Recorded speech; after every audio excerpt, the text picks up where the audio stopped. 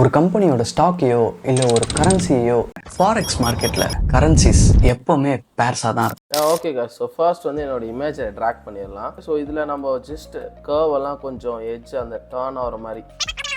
So இதில் பார்த்தீங்கன்னா ஒரு 15 வச்சுருங்க. 15 வச்சுட்டு தென் பிளாக் கலர் பேக்ரவுண்ட் வந்து லைக் எங்கே இருக்குன்னா ஓகே, இந்த பிளாக் கலர் பேக்ரவுண்ட் எடுத்து வந்து இதுக்கு கீழே விட்டுருங்க. இது கீழே விட்டுட்டு இது எண்ட் வரைக்கும் இங்கே ட்ராக் பண்ணிவிட்டு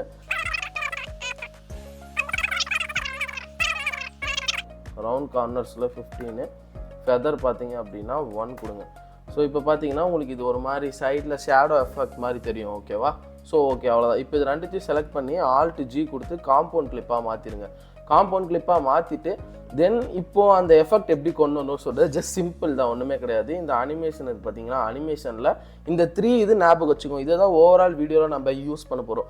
ஃப்ளிப் 2, ஃப்ளிப் 4, ஃப்ளிப் 6. ஸோ இந்த 3 தான் வச்சு தான் ஓவரால் இந்த எஃபெக்டே நம்ம எடுத்துகிட்டு வர போகிறோம். ஓகேவா? இப்போ ஃப்ளிப் 6 கொடுக்குறேன். ஸோ இப்போ பார்த்தீங்களா, இப்போ ஃப்ளிப் 6 கொடுத்தோடனே எனக்கு இப்போது வீடியோ எப்படி வரும்னா இப்படி வந்துட்டு லாஸ்ட்டாக போயிடும், எண்டில் போயிடும். நமக்கு அது தேவை கிடையாது, ஃபஸ்ட்டு தான் தேவை. இப்போ உங்களுக்கு இது எவ்வளோ வேணுமோ அவ்வளோ வச்சுக்கலாம். இப்போ நான் லைட்டாக மூவ் பண்ணுறேன், கொஞ்சம் கொஞ்சமாக மூவ் பண்ணுறேன். எனக்கு இவ்வளோ இருந்தால் போதும்னு நினைக்கிறேன். எனக்கு வந்து இவ்வளோ இருந்தால் போதும் அப்படின்ற மாதிரி இருக்குது.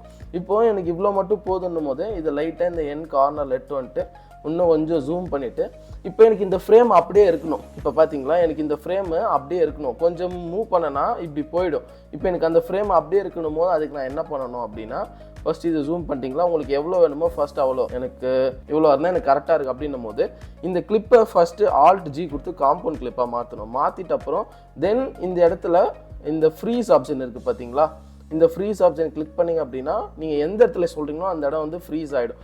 ஃப்ரீஸ் ஆகிட்டு தென் இதே இந்த எண்ட் வரைக்கும் வீடியோ எவ்வளோ வேணுமோ அவ்வளோ ட்ராக் பண்ணிக்கோங்க. இப்போ பார்த்தீங்களா, அப்படி வந்து கரெக்டாக அந்த இடத்துல ஸ்டாப் ஆகிடும். பாருங்கள், அந்த இடத்துல வந்து கரெக்டாக ஸ்டாப் ஆகிடுச்சு. ஓகேவா? ஸோ அவ்வளோதான், சிம்பிள். ஸோ இந்த எஃபெக்ட்டை வந்து நீங்கள் எந்த ஒரு ஃப்ரேம் வச்சு வேணாலும் பண்ணலாம், அது வந்து ஈஸி தான். ஸோ ஓகேவா? தென் இப்போது டெக்ஸ்ட்டு பார்க்கலாம். ஸோ டெக்ஸ்ட்டுக்கு என்ன பண்ணலான்னா ஜஸ்ட் ஒரு நார்மல் டெக்ஸ்ட் நான் அந்த தம்ப்நெயிலிருந்தே உங்களுக்கு காமிக்கிறேன். கார்த்தி தெய்வம். ஓகேவா? கார்த்தி தெய்வம். இதுக்கு வந்து எதனா டிஃப்ரெண்ட் ஃபாண்ட் ஃப்ளாலஸ் கொடுத்துக்கலாம். ஒரு 17 வச்சுக்கலாமா? அண்ட் இதுக்கு கொஞ்சம் நல்லா டெக்ஸ்ட்டு தெரியறதுக்காக ஷேடோ கொடுப்போம். ஷேடோ கொடுத்தோன்னே இப்போ பார்த்தீங்களா இப்படி இருக்கா. இப்போது இதை வந்து இங்கே அனிமேஷன் போனீங்கன்னா உங்களுக்கு இந்த அனிமேஷன் இருக்காது. அதுக்கு என்ன பண்ணணும்னா ஃபர்ஸ்ட் இதை Alt G கொடுத்து காம்பவுண்ட் கிளிப்பாக மாற்றுங்க. காம்பவுண்ட் கிளிப்பாக மாற்றிட்டு அனிமேஷன் போங்க. அனிமேஷன் போயிட்டு இப்போ ஃப்ளிப் 6 சேம் அதே கொடுங்க. இப்போ பார்த்தீங்களா, அதுவும் அது கூடயே சேம் ட்ராவல் ஆகுது. ஓகேவா? ஸோ இப்போ இதை கரெக்டாக எந்த இடத்துல வேணுமோ இந்த இடத்துல ட்ராக் பண்ணுங்கள். இப்போது இதுவும் கரெக்டாக இருக்காது. அதுக்கு நம்ம என்ன பண்ணலாம் அப்படின்னா, வீடியோ போங்க. வீடியோவில் இந்த ரோட்டேட் ஆப்ஷன் இருக்குது பார்த்தீங்களா, இது முடிஞ்ச அளவுக்கு எவ்வளோ வேணுமோ அவ்வளோ கொடுத்துக்கோங்க. ஓகே, இன்னும் கொஞ்சம் வேணால் மேலே தூக்கலாமா? இப்போ பார்த்தீங்களா, ஸோ இது நம்ம கரெக்டாக அந்த மூமெண்ட்டுக்கு ஏற்ற மாதிரியே இருக்காது. இது கொஞ்சம் நம்ம ரொட்டேட் பண்ணால் தான், அட்ஜஸ்ட் பண்ணால் தான் கரெக்டாக நிற்கும். ஓகேங்களா? இப்போ பாருங்களேன், சேம் இப்போ நம்மளுக்கு இந்த ஃப்ரேம் கரெக்டாக இருக்குது. எனக்கு கொஞ்சம் மூவ் பண்ணால் கூட பேக்கில் போய்டும் அது. ஓகேவா? இப்போ நான் கொஞ்சம் இப்படி பண்ணுறேன்னா அப்படி பேக்கில் போய்டும். கரெக்டாக எனக்கு எங்கே இருக்குது, கரெக்டாக இந்த இடம். ஓகே, இந்த இடம் எனக்கு கரெக்டாக இருக்குது.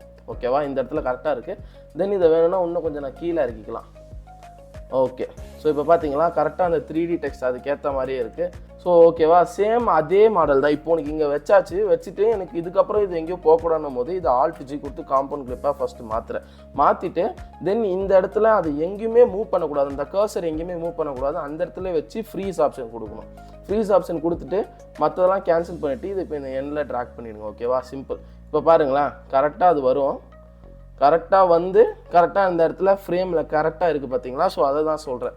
ஸோ இது வந்து பார்த்தீங்கன்னா 16:9 ரேஷியோக்கும் 9:16 ரேஷியோக்கும் சேஞ்ச் ஆகும். ஸோ இதுக்கு என்ன பண்ணலாம் அப்படின்னா, என்னோட கிளைண்ட் வீடியோஸை நான் எடிட் பண்ணியிருக்கேன். ஸோ அது டெமோக்கு உங்களுக்கு ஷோ பண்ணுறேன், அதை பாருங்கள். ஸோ அது எப்படி பண்ணுன்றதையும் உங்களுக்கு நான் டெமோவாக காமிக்கிறேன். ஓகே காய். ஸோ இப்போ பார்த்தீங்கன்னா இந்த இது தான் அந்த கிளைண்ட் வீடியோவில் இருந்திருக்கும். இதை நம்ம இங்கே வரைக்கும் ட்ராக் பண்ணிவிட்டு இப்போது 16:9 9:16 மாற்றுறோம். 9:16 மாற்றிட்டு இப்போ இதை நம்ம ஷார்ட் பண்ணிவிட்டு சேம் அதே மாதிரி கொஞ்சம் மாஸ்கில் அந்த கர்வ் மட்டும் நம்ம எட்ஜ் பண்ணிடுவோம். இப்போது பேசிக் கொடுத்துருங்க. பேசிக் கொடுத்துட்டு இப்போ அனிமேஷனுக்கு இதை Alt G மாற்ற தேவையில்லைன்னா இது ஒரு ஆப்ஜெக்ட் டெக்ஸ்ட்டுக்கு தான் நம்ம Alt G கொடுக்கணும். ஓகேவா? காம்பவுண்ட் கிளிப்பாக மாற்றணும். இப்போது இதில் நம்ம வந்து ஃப்ளிப் 4 கொடுக்கலான்னு வச்சுக்கோங்களேன். இப்போ பார்த்தீங்களா ஃப்ளிப் 4 கொடுத்தனா இந்த எட்ஜில் இங்கேயும் கொஞ்சம் வந்து ஃப்ரேம் கட் ஆகுது, அந்த சைட்லேயும் ஃப்ரேம் கட் ஆகுது. இதை நம்ம எப்படி சால்வ் பண்ணலாம் அப்படின்னா, இப்போ இந்த அனிமேஷனை எடுத்துகிட்டு இதே மாதிரி ஒன்று Ctrl+C Ctrl+V இதை எடுத்து இதுக்கு கீழே விட்டுருங்க. ஓகேவா? இப்போ இது மாதிரி 2 ஃப்ரேம்ஸ் வச்சுக்கோங்க. 2 ஃப்ரேம்ஸ் வச்சுட்டு இது ரெண்டுத்தையும் செலக்ட் பண்ணி Alt+G கொடுங்க. Alt+G கொடுத்து காம்பவுண்ட் கிளிப்பாக சேஞ்ச் பண்ணிவிட்டு அனிமேஷன்ஸ் போங்க. சேம் ஃப்ளிப் 4 கொடுங்க. இப்போ பார்த்தீங்களா கட் ஆனால் அதுக்கு கீழே தான் கட் ஆகுது, நமக்கு மேலே இருக்க ஃப்ரேம் அப்படியே கரெக்டாக இருக்குது. ஓகேவா? அதை தான் சொல்ல வரேன். ஸோ இப்போ ஃப்ளிப் 6க்கு பதிலாக ஃப்ளிப் 6 கொடுத்து பாருங்களேன். சேம் அதே மாதிரி தான் கரெக்டாக இந்த இடத்துல வந்து கட் ஆகுது. கட் ஆகும்போது இப்போ நம்ம கீழே இருக்கிறது எப்படி போக வைக்கலாம்னா, ஜஸ்ட் வீடியோ போங்க. வீடியோவில் மாஸ்கில் ஹரிசாண்டல் போயிட்டு எவ்வளோ வேணுமோ அவ்வளோ ஏற்றிக்கோங்க. இவ்வளோ ஏற்றிட்டா நம்மளுக்கு அது போயிடுச்சு. ஓகேவா? இப்போ இதில் அந்த எஃபெக்டில் என்னென்னா அந்த அண்டர்லைன் வேர்ட் மாதிரி இருக்கும், அது எப்படி பண்ணலான்னு சொல்கிறேன். ஓகே. ஸோ இவ்வளோ இருந்தால் போதும். இவ்வளோ வச்சுட்டு இப்போது இதை வந்து Alt+G கொடுக்குறீங்க. Alt+G கொடுத்துட்டு ஃப்ரீஸ் பண்ணுறீங்க. ஃப்ரீஸ் பண்ணிவிட்டு இதுக்கு பேக்கில் இருக்கிறது தேவையில்லை, இந்த ஃப்ரீஸ் பண்ணதை எக்ஸ்டெண்ட் பண்ணிக்கோங்க. எக்ஸ்டெண்ட் பண்ணிவிட்டு இப்போ இதை ரெண்டுத்தையும் செலக்ட் பண்ணி காம்பவுண்ட் கிளிப்பாக திருப்பியும் மாற்றுங்க. Alt+G கொடுத்து இப்போது ஜூம் பண்ணணும். இப்போ இங்கே வந்துருச்சு. இங்கே வந்துட்ட அப்புறம் எங்கே அது முடியுதோ கம்ப்ளீட்டாக வந்து முடிஞ்சிட்ட அப்புறம் கிளிக் பண்ணுங்கள். பேசிக்கில் ட்ரான்ஸ்ஃபார்ம்ங்கிற இடத்துல ஒரு கீ ஃப்ரேம் கொடுங்க. தென் இன்னும் எவ்வளோனோ லிட்டில் பிட் கொஞ்சம் ஒரு 20 ஃப்ரேம்ஸ் ட்ராக் பண்ணிக்கோங்க. ட்ராக் பண்ணிவிட்டு இதை வந்து ஜூம் பண்ணுங்கள். இந்த இதை ஜூம் பண்ணி கொஞ்சம் இப்படி எடுத்துகிட்டு வாங்க. லைக் திஸ் இவ்வளோ எடுத்துகிட்டு வந்தீங்கன்னா போதும். ஓகேவா? இப்போ பாருங்களேன். இப்போ இப்படி வந்தது. இப்படி வந்துட்டு அப்படியே ஜூம் ஆகுதா? ஜூம் ஆகும் போது அந்த அண்டர்லைன் வேர்ட்ஸ் வேணும்.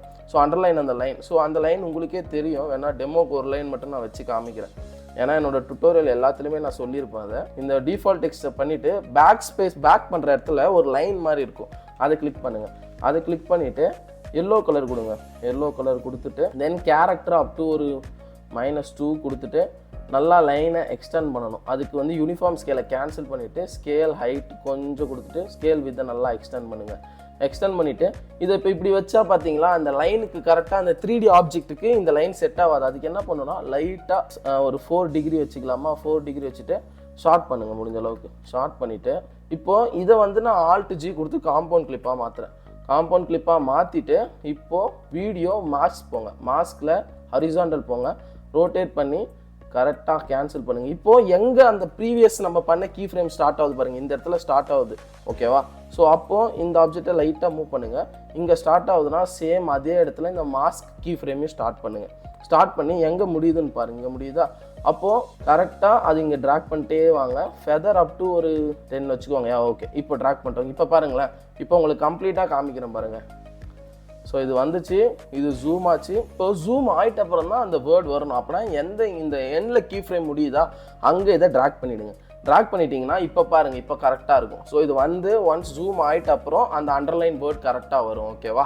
ஸோ சிம்பிள், அவ்வளோதான். ஸோ நெக்ஸ்ட்டு லாஸ்ட் எடிட் பார்த்தீங்க அப்படின்னா சேம் அதே மாதிரி தான்.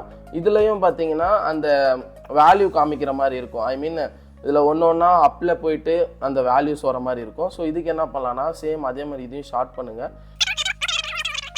இதை நீங்கள் இன்னும் கொஞ்சம் ஆல்ட்ரு பண்ணலாம். ப்ரீவியஸாக நான் பேக்ரவுண்டில் பிளாக் கலர் கொடுத்து ஷேட் மாதிரி கொடுத்தலாம், அதெல்லாம் பண்ணலாம். இப்போ எனக்கு டைம் இல்லை, அதனால தான் நான் பண்ணல. ஓகேவா?